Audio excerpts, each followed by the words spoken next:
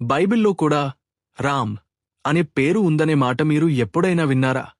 అవును, మీరు విన్నది నిజమే.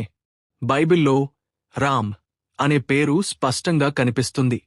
అసలు ఎవరి రామ్? తెలుసుకుందాం రండి. బైబిల్లోని పాత నిబంధన గ్రంథంలో రామ్ అనే వ్యక్తి ప్రస్తావన ఉంది. బైబిల్ వచనాల ప్రకారం చూస్తే హెజ్రోను రామును కనెను, రాము అమ్మినాదాబును కనెను అని రూతు గ్రంథము 4వ అధ్యాయము 19వ వచనములో స్పష్టంగా రాసి ఉంది.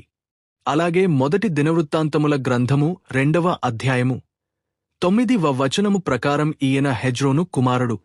ఈ రామ్ అనే వ్యక్తి బైబిల్లో చాలా ముఖ్యమైన వంశావళికి చెందినవాడు.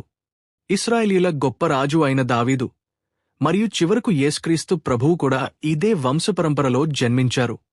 అంటే యేసుక్రీస్తు పూర్వీకులలో ఒకరి పేరు రామ్ అన్నమాట. హిబ్రీ భాషలో రామ్ అంటే ఎత్తైనవాడు లేదా ఘనమైనవాడు అని అర్థం. కాబట్టి బైబిల్లో రామ్ ఉన్నాడనేది అక్షరాల నిజం.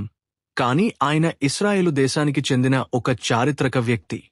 కేవలం పేరు మాత్రమే ఒకటి, వ్యక్తులు వేరుగా ఉండవచ్చు. ఇలాంటి మరిన్ని ఆసక్తికరమైన విషయాల కోసం ఇప్పుడే ఫాలో అవ్వండి, సబ్స్క్రైబ్ చేయండి. ఈ వీడియో మీకు నచ్చితే లైక్, కామెంట్ చేసి మీ ఫ్రెండ్స్తో షేర్ చేయండి. అలాగే ఇలాంటి ఎన్నో ఆసక్తికరమైన అప్డేట్స్ కోసం ఇప్పుడే సబ్స్క్రైబ్ చేసుకోండి.